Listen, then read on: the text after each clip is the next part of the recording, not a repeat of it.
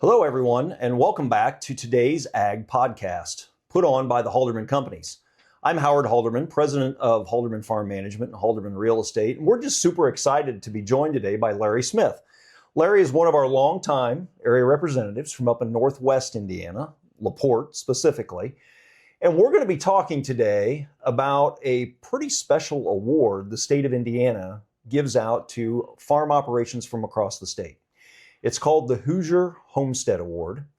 And the state of Indiana, through the Indiana Economic Development Corporation, started this award a number of years ago. They do it in conjunction with the Indiana State Department of Agriculture.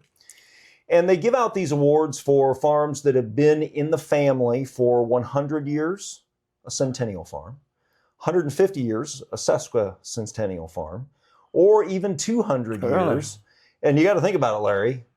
200 years, that takes you back to what, 1826, and we were a state in 1816. Right. So that really goes back all the way to the beginning of the state. But they give out these awards, and it's recognition for a family that has had continuous ownership of that property for that time period, 100 years, 150 or 200 years. And you have to be able to document, I think, continuous ownership in the same family lineage, not obviously the same people. And normally it has to be more than 20 acres, so a material farm operation, unless the 20 acres produces more than $1,000 of income in a year. So you could qualify a 15-acre farm if it produces $1,000 of income. So I think the program started in 1976. Okay. So it's been around a long time. And they have awarded over 6,000 farms with at least the 100 or 150 or 200 year awards. So again, a pretty special award. And this is a little special, or close to home anyway, for the Halderman Companies, because a few years ago, the Indiana Economic Development Corporation, then they decided to start the same kind of award for businesses, Indiana businesses that had been in business for 50 years and 100 years. The Halderman Companies have been around 96 years. So this was about 6 years ago that my wife and I went down to the State House and we were presented a 50-year award. Okay. I remember the kids that night said, "Well, Dad, I thought you said we'd been around 90 years." And I said, "Well, we've been around 90, but not 100. Okay. So we only qualified for the 50 at the time. But we'll go back here in 4 or 5 years and receive the 100-year award.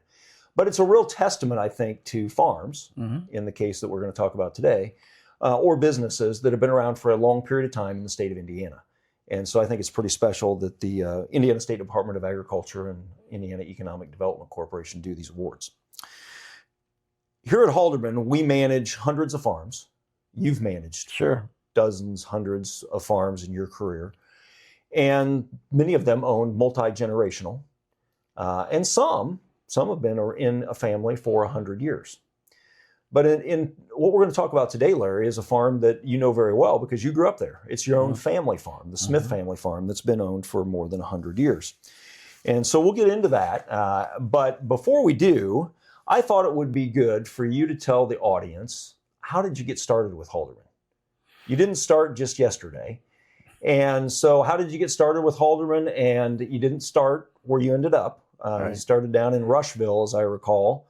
This predates me, actually, listeners.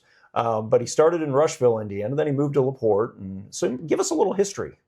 Well, after I graduated from Purdue, I was in the farm supply business and for several years. And I kind of got the idea that I'd like to do something a little bit different. And so I contacted Larry Jordan, who was with Halderman's, but also a colleague of mine at Purdue. He's much, much older than I am. But anyway, we lived in the same residential house. And then he got me in contact with Robert Halderman. And I came to Wabash, was interviewed by Robert. And then later, my wife and I came back, was interviewed by Robert and Janet Halderman, which was probably the custom at that time. But it was a great thing for my wife to know that she had value to my job, our job in reality.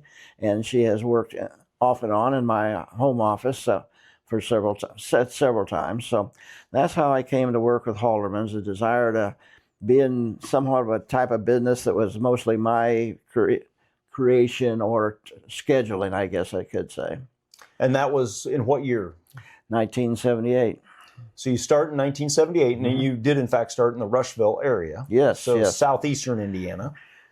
I was there for about 5 years, and then another person was retiring, leaving the Halderman Company and moving to Florida.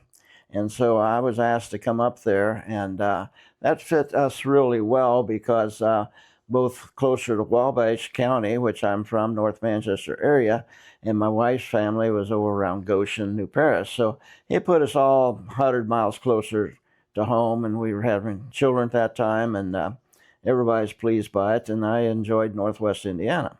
So 1983, yes, you moved to LaPorte, Indiana, and LaPorte County. I would argue LaPorte and Northwest Indiana has been one of our strongest areas historically. Long time. I remember your dad telling us about some of the farms that I managed at the time, and some of them are still with Halderman, were signed up in the early 40s, late 40s maybe. So, that's almost 80 years of consistent Halderman management on some of those farms. And again, speaking about the legacy of farm operations and 100-year farms, when we've managed it consistently for the same family for 80 years, we then have sometimes the opportunity to help a family receive a Hoosier Homestead Award. So getting to your farm, tell us a little bit about the Smith farm. Okay. How big is it? Where is it? And who bought it originally? Well, it was purchased in 55 acres of it was purchased in 1843. 1843. By my probably great-great-great-grandfather, and then he passed it on to his daughter and my grandfather and then my parents. But then they've added acreage to it that's contiguous to it now, so that's what we kind of consider the whole farm now. There was 200 acres, and it's been part of our family, and my folks passed it on to my sisters and I, and we greatly enjoy the ownership of it. It's been the blessing to me has been how much interest my sisters have had in continuing ownership. We formed an LLC several years ago so that it could be traded within ourselves if we wanted to, but basically it was agreed that there was probably no need to ever sell it, and we have named the successors, which are children, at this point in time, and that's kind of going to be the future of the Smith farm. We've changed the name from our parents' name to Smith Heritage Farm for the LLC. So Smith Heritage Farms, 200 acres. Yeah. It's north of Rowan, Indiana. Oh, yes, yeah. And so this would be in northwest Wabash County. Right. For those of you listening that might be anywhere in the world, Wabash County would be smack dab in the center of north central Indiana. And it is where our headquarters is located, in the county seat of Wabash. So the farm's 15, 20 minutes from where we sit today? Yes, about 16 miles, yes. And specifically, it's about halfway between Silver Lake and North Manchester. Several renowned cities in Indiana, of course. But some of the best. So, you grew up on this family farm, and how many generations would it be now, Larry? Are we talking 6? Well, not as many as you'd think, because the family has never gotten married young or had children young. I can say, I think there's probably maybe 5 generations. Okay. Maybe So 4, yeah. But still, 5 generations of ownership, even if they're elongated generations, is a long time.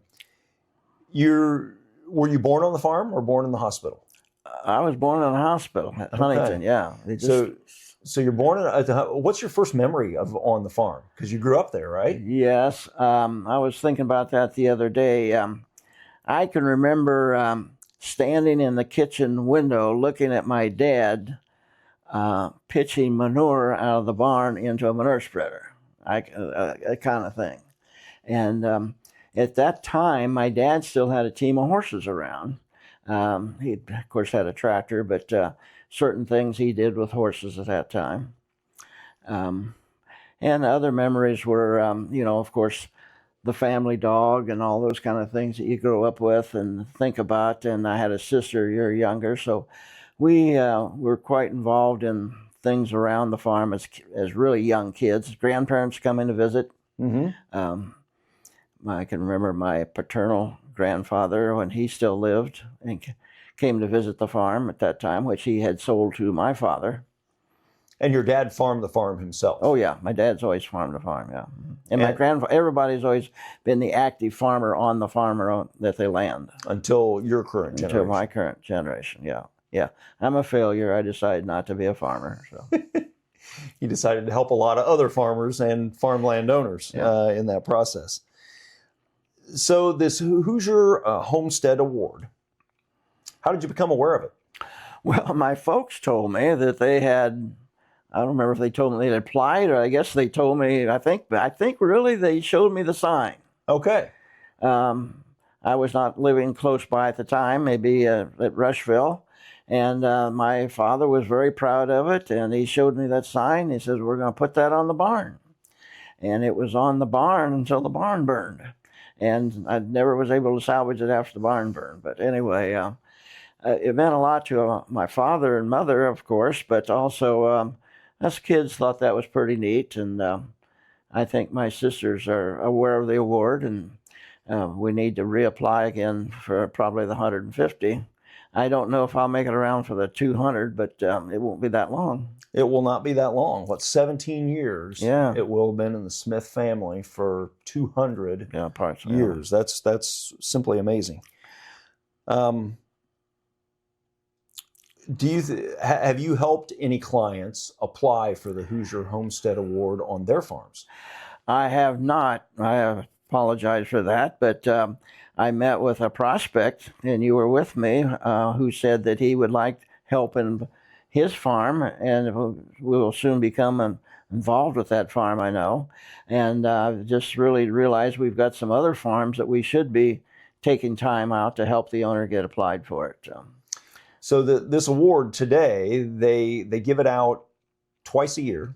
Okay. And one time is at the State House down in Indianapolis, and the second time is right now. State Fair, yeah. At the State Fair. Mm-hmm. And I know Pat Karst and the Karst family farm. Pat's one of our vice presidents. He and his family went down a couple of years ago to receive the Hoosier Homestead Award for their farm in Huntington County. And I think the documentation is that proof of ownership. You have to be able to, through deeds and deed records, abstract, yeah, show that continual ownership through that whole time period.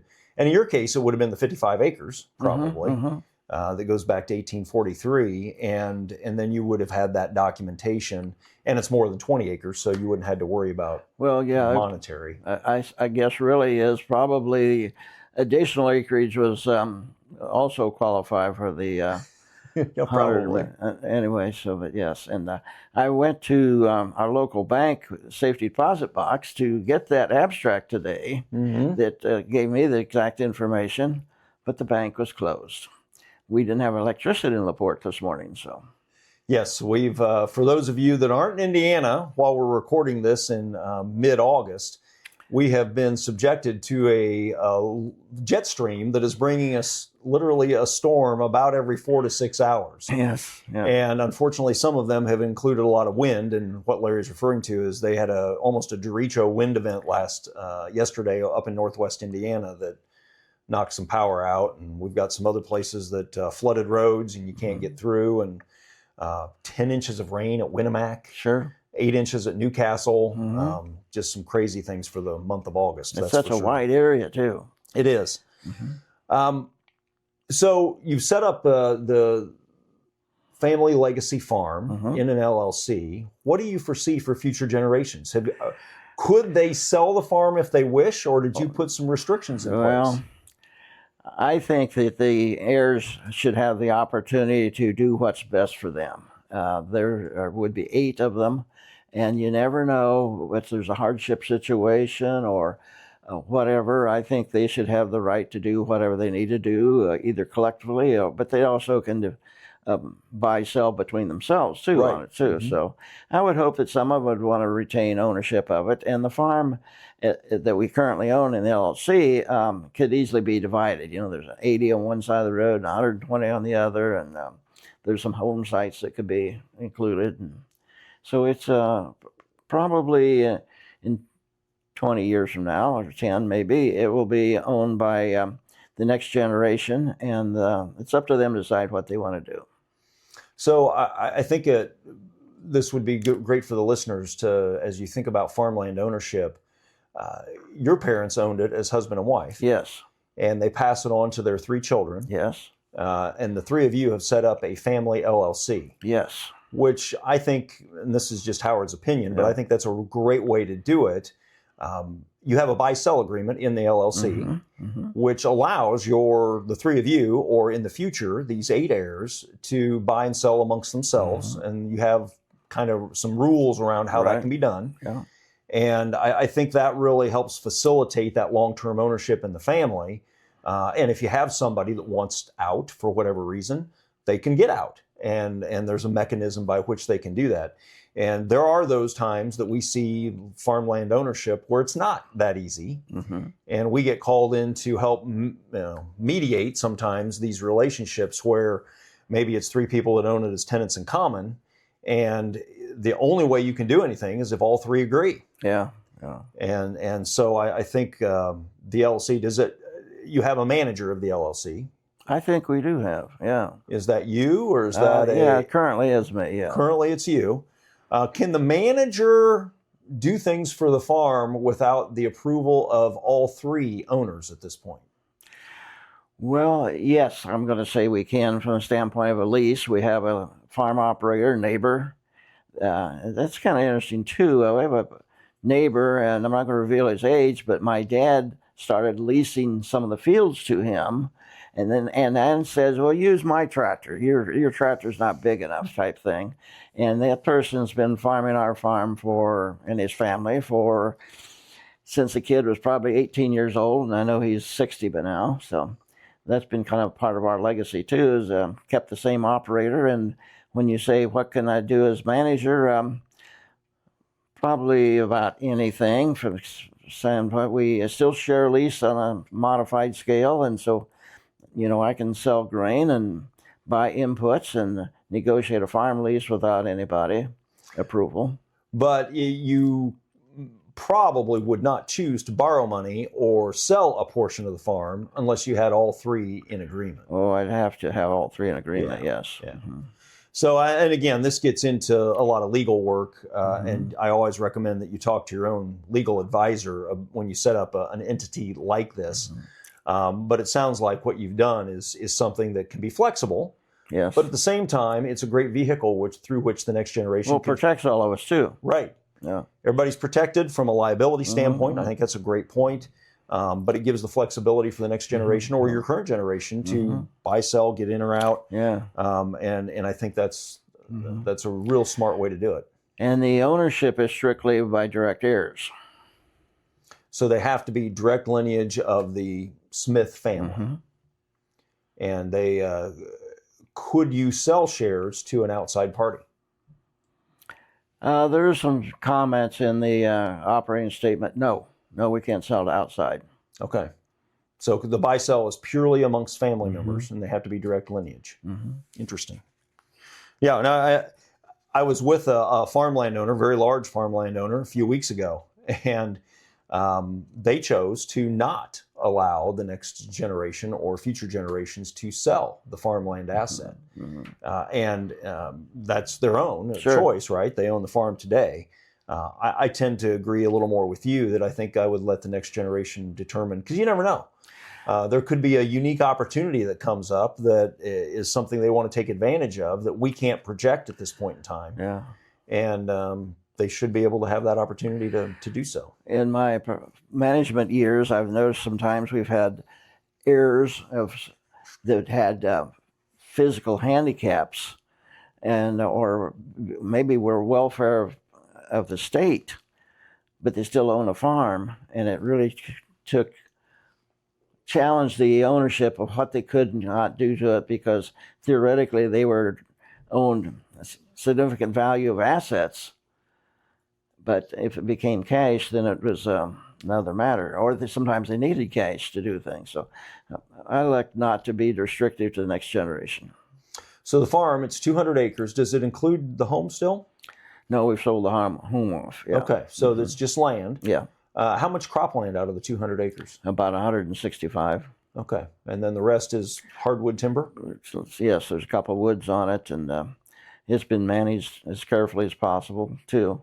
It's amazing how my parents and grandparents used to harvest maple syrup off of it. And then, but theoretically, that ruined the value of the maple trees. From a hardwood timber standpoint, yes, right? Because you're tapping into the wood itself. So we recently had a family reunion at the farm, and we took a wagon ride down through the woods and everything.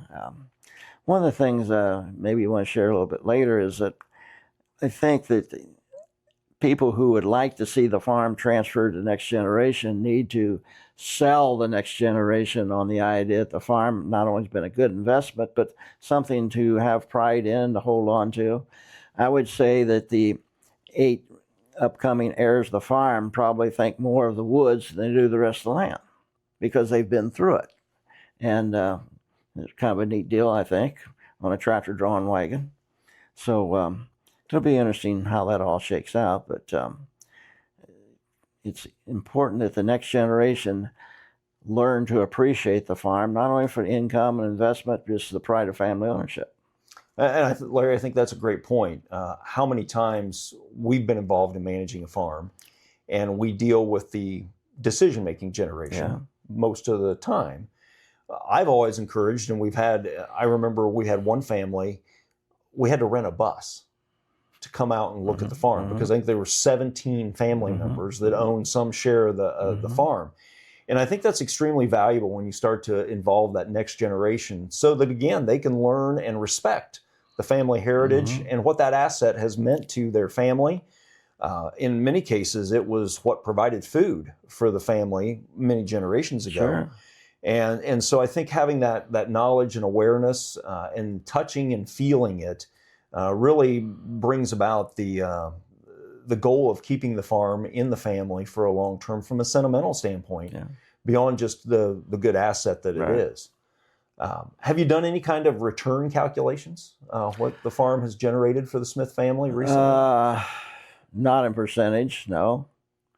The thing that I think has been unique, as any farm would be, the incomes have, the dollars of return and dividends have increased substantially since our ownership of it.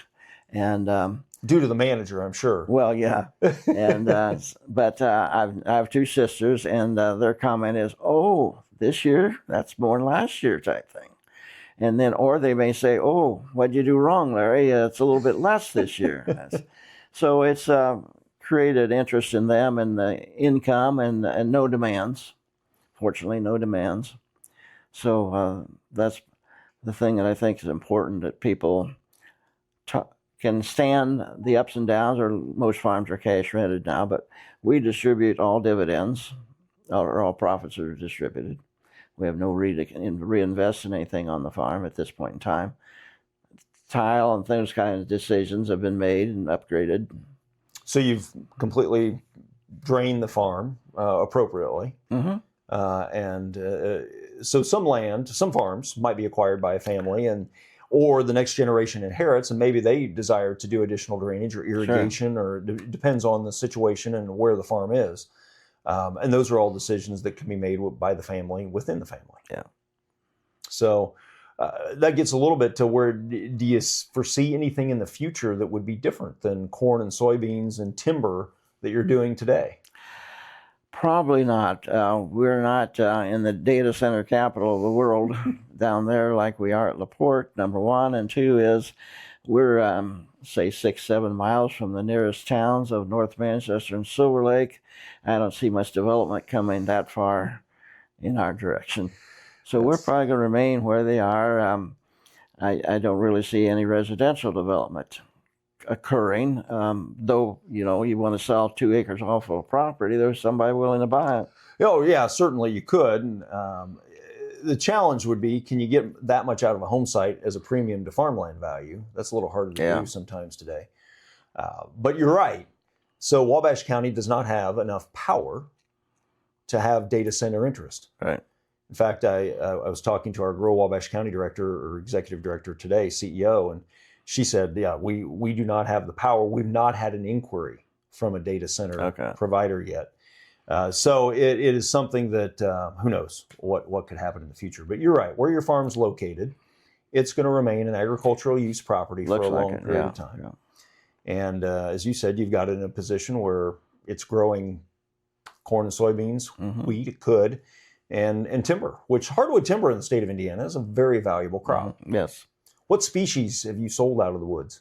Well, I haven't sold any, but we're about getting ready to. See, my dad sold some down in his retirement years just because he had wanted to, thought it was time to do so. And so since his death and my taking over management, we have really encouraged the growth. We've taken out some invasive species, and we've done some things to encourage growth. And I walked through the woods this spring, and I just couldn't believe how much trees have grown, how straight they are, young trees, 8-10 inches diameter, how much that's happened. And I sent pictures out to the family members. I said, this is your next dividend 10 years from now. We're still 10 years from any timber sales. Those type of things create interest of people wanting to maintain an ownership. Not saying that every family has equal desire to maintain the ownership. We probably do. Yeah, and you've got a legacy that goes back almost 200 years at this point. You'd round up to 200. I think the job that you've done, the respect that I know your 3 sons would have for the farm management that you've done over the years, I just see that why would they sell? Yeah. It's a very good asset. It probably causes them very little worry at this point. I don't think they worry much. No. Yeah, I would imagine they don't. Do you allow any hunting on the property? Yes, we do. We get a fee for hunting, and that's important too. Not only the fee for it, but when you let somebody hunt your property for a fee, the hunters on the other farm, neighboring farms, don't encroach typically. There's respect. Yes. So it's a way of protecting our property. Yeah, it does. And the deer population is a little less, so it's less damaging to your crops. That's true, yes. The next summer. So anything else you want to share about the Hoosier Homestead Award or your thoughts on the meaning of that for a farmland owner? Well, I think that all older, let's say 60 on up landowners should consider what they're going to do with their farm in the future, but they also should try and instill, if they would qualify for the award, is to get it done. It's kind of like maybe families that celebrate the 50th wedding anniversary and things like this. It marks a tenure of time, and it means that people have endured the times, is what I want to say. We just celebrated 250 years of the United States. I think back at my family's heirs, my grandparents, and before that, what life was like then. Occasionally I think about that and how thrilled they were when they got electricity and things like this that we take for granted, but it was part of their lifestyle, and they suffered through their depression, 2 world wars, and my parents did as kids. They were, and so these things have this land has lasted through all of it, and the family that operated it and owned and operated it survived financially. There was no need to decide to go in or even being forced into another occupation, and so it was a income provider to them. And the thing that I look at land legacy is that it shows, if you can pass a farm on, it shows that the current ownership and passes it on, or has the ability to maintain a business. We know that a lot of businesses, as your own, is getting ready to be qualified someday for 100 years. So what does that really mean? To me, it means that the business was successful for several generations, that the succeeding generation has respect for the family that developed it, that they are acquiring the property and taking over ownership, however it means they acquire ownership, and it means that they have the ability to do it. And we know that not everybody's going to inherit a farm, is going to want to keep it, but I think that the current generation of ownership, like ourselves, needs to instill upon our children the value, not only the sentimental value, but the financial ability to own a farm. My sisters would say it's nice to get a dividend. And I suppose if the next 8 would say, well, it's nice to get a dividend. It may not be real big on that size farm, but it's a dividend, you know? And you don't intend to sell the farm, but from a balance sheet perspective, farms appreciate at 4 to 5% a year. Yeah. And so the value appreciation in that, I know that there's been studies done, and I don't have the numbers right in front of me, but I think if you put $1 in the stock market in 1930 and $1 in farmland in 1930, they're pretty equivalent today. Sure. And the stock market's at the all-time high. Yeah. Farmland's at the all-time high. Right. Yeah. So it's a great asset. It leaves a family legacy. In your case, it provided a living and an ability to survive through very difficult times. The Depression, World Wars, all of those things that you articulated. So it's farmland is different than a lot of other assets in that unique attribute that it is a family legacy type of asset. And so many other real estate assets don't have that, or you don't have quite the sentimental attachment. Right. And I think sometimes that's hard for people who aren't involved in agriculture to understand. Yeah. So the Indiana Centennial Award is gives recognition to that family, and as heirs, gives them something to really think about. My family did this. My family survived. And while the heirs may be farmers, they still maintain the business, or if they're not farming as still ownership of it, they realize how that investment came about. Yeah, I think you said it well when you talked about the United States celebrating 250 years. We all, as a country, celebrated in that this summer, and how meaningful that is to celebrate our existence as a country and the independence that we've enjoyed. For farmland ownership to be in excess of 150 years, nearing 200, says a lot of the same attributes.